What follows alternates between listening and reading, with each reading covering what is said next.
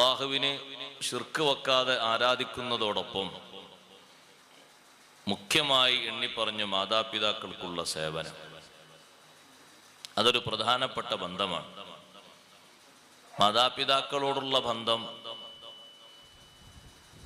മരിച്ചു കഴിഞ്ഞാലും ഒഴിവാക്കാൻ കഴിയാത്ത ബന്ധമാണ്. ചില ബന്ധങ്ങളൊക്കെ മരണത്തോട് അസ്തമിക്കും. പക്ഷെ ബാപ്പാന്റെയും ഉമ്മാന്റെയും ബന്ധം മരണത്തോട് അസ്തമിക്കുകയില്ല. മരിച്ചു കഴിഞ്ഞാലും മാതാപിതാക്കളോട് കടപ്പാടുണ്ട്. അഷ്റഫുൽ ഖൽഖ് സല്ലല്ലാഹു അലൈഹി വസല്ലം തങ്ങളോട് ബാപ്പയും ഉമ്മയും മരണപ്പെട്ടു പോയി, ഞാൻ ഇനി അവർക്ക് വല്ലതും ചെയ്യേണ്ടതുണ്ടോ എന്ന് ചോദിച്ചപ്പോൾ തങ്ങൾ പറഞ്ഞു, ഉണ്ട്, 5 കടപ്പാടുണ്ട്. ഒന്ന്, അദ്ദുആഉ ലഹുമാ, മാതാപിതാക്കൾക്ക് വേണ്ടിയുള്ള പ്രാർത്ഥന.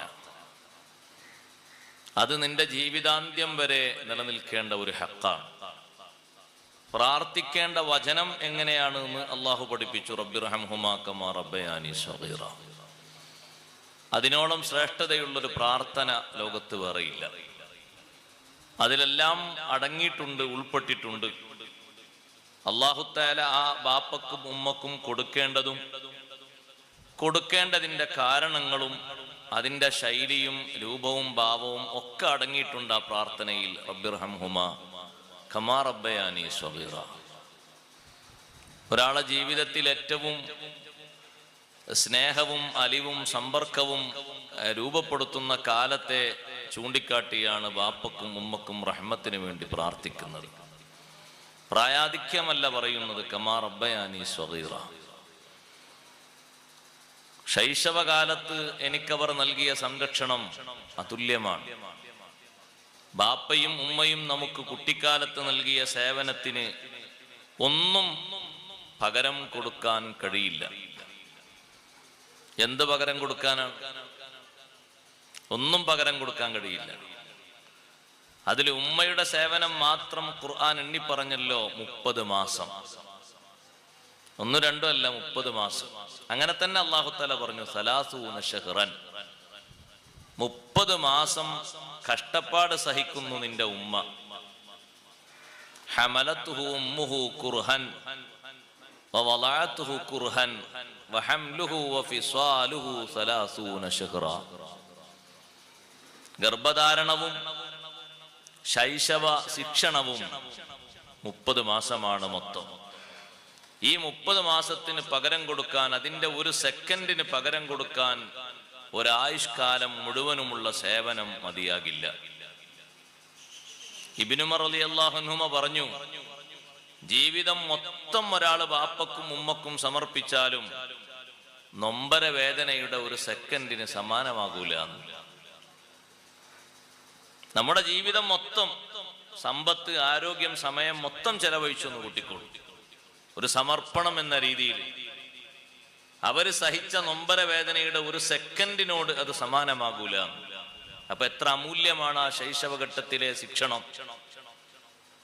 അതാണ് അല്ലാഹു തആലയോട് റഹ്മത്തിന് വേണ്ടി ദ്വാരക്കുന്ന ആള് പറയുന്നത്, കമാ റബ്ബയാനി സഗീറ. ഇമാമിങ്ങൾ ഏറെ വിശദീകരിച്ചൊരു വാക്കാണത്, കമാ റബ്ബയാനി സഗീറ. പടച്ചോനെ, ബാപ്പയും ഉമ്മയും ശൈശവ ദശയിൽ എന്നെ അവർ സംരക്ഷിച്ച് പോറ്റി വളർത്തിയത് അതുല്യമാണ്. എത്ര കൊടുത്താലും മതിയാകൂല. എത്ര സ്നേഹവാക്കുകൾ പറഞ്ഞാലും, സ്നേഹവായ്പകൾ കൊടുത്താലും ഞാൻ എൻ്റെ ഉമ്മക്ക് പകരം കൊടുത്തു എന്നൊരാൾക്ക് പറയാൻ കഴിയില്ല.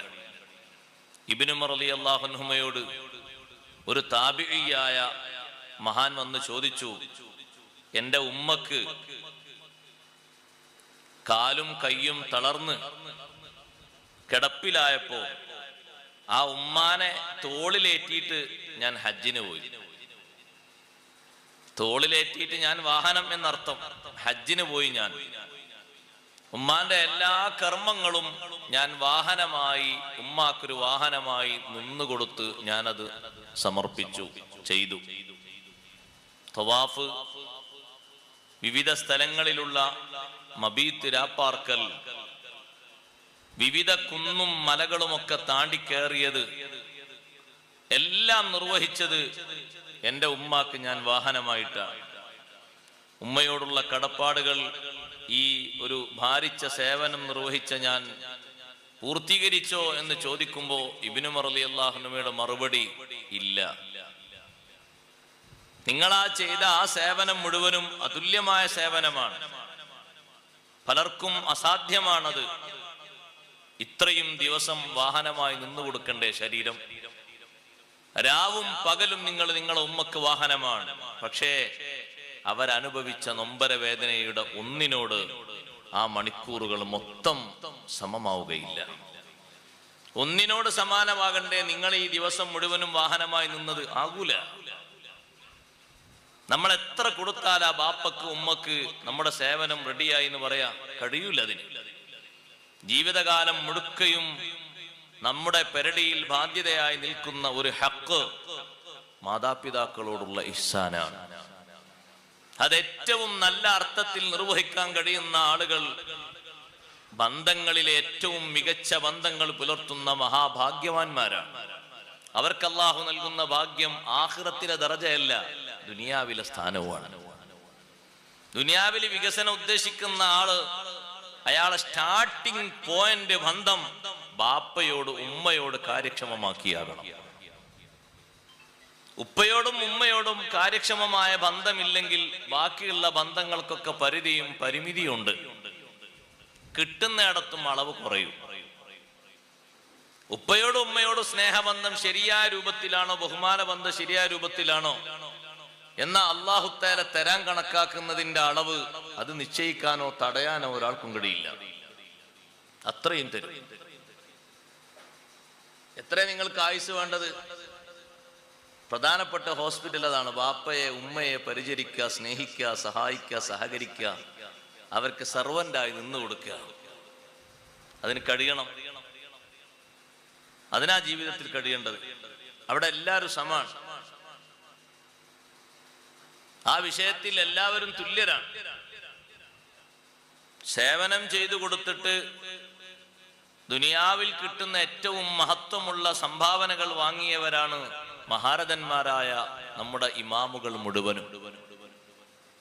ഉപ്പയുടെ ഉമ്മയുടെ വസിയ്യത്ത് ഇമാമുന ഷാഫി റളിയല്ലാഹു അൻഹുവിന്റെ ജീവിതത്തിൽ മഹാനവർകളൊക്കെ ഏറ്റവും വലിയ പേടി മക്കയിലേക്ക് വരുന്ന വിഷയമായിരുന്നു. ഉമ്മയുടെ നാട് മക്കയാണ്. ഷാഫി ഇമാം റളിയല്ലാഹുവിന്റെ ഉമ്മ അന്തി ഉറങ്ങുന്നത് മക്കയിലാണ്. ഉമ്മയെ കാണാൻ മിസ്റിൽ നിന്ന് വരുമ്പോ ഉമ്മ പറഞ്ഞൊരു വസിയ്യത്തുണ്ട്, അത് തെറ്റിപ്പോകുമോ എന്നുള്ള പേടിയാണ്. എന്താ ഉമ്മ പറഞ്ഞ വസിയ്യത്ത് എന്നറിയാം? എന്നെ കാണാൻ വേണ്ടി എന്റെ ഖബറിന്റെ അടുത്തേക്ക് വരുമ്പോ, അങ്ങനെയാണല്ലോ കാണാൻ വേണ്ടി വരല്, സിയാറത്തിന് വരുമ്പോ, ഈ മക്കയിലേക്ക് വരുമ്പോ, മോനെ നിന്റെ കയ്യിൽ ഒരൊറ്റ ദിർഹം പോലും ഉണ്ടാകാൻ പാടില്ല. ഉമ്മ പഠിപ്പിച്ച ജൂദ് ധർമാണത്. ഉപ്പയില്ലാതെ പോറ്റി വളർത്തിയ ആ മകനോട് ഉമ്മ നൽകിയ വസിയ്യത്താണത്. ഹജ്ജിന് വന്ന ഇമാം ഷാഫി റളിയല്ലാഹുവിന്റെ ബേജാർ ശിഷ്യന്മാര് പറയുന്നുണ്ട്, ബാബു മക്കയുടെ ഇപ്പുറത്ത് ടെന്റ് കെട്ടിയിട്ട് കയ്യിലുള്ള സ്വതക്കകൾ, സംഭാവനകളൊക്കെ ഫക്കീർ മിസ്കീന്മാർക്ക് വീതിച്ചു കൊടുത്തിട്ട് പോകുന്ന നേരത്ത് എവിടെങ്കിലും ദിർഹം കുടുങ്ങിയിട്ടുണ്ടോ നോക്കാൻ വേണ്ടി ഇരുന്ന വിരിപ്പൊക്കെ കുടഞ്ഞ് പരിശോധിച്ച് ശരിയായി, ഇല്ല ഞാൻ ഉമ്മാന്റെ വസിയ്യത്ത് അക്ഷരം പ്രതി പാലിച്ചാണ് മക്കയിലേക്ക് പോകുന്നത് എന്ന് തീർപ്പാക്കിയാണ് ഷാഫി ഇമാം റളിയല്ലാഹു അൻഹു പോയത്.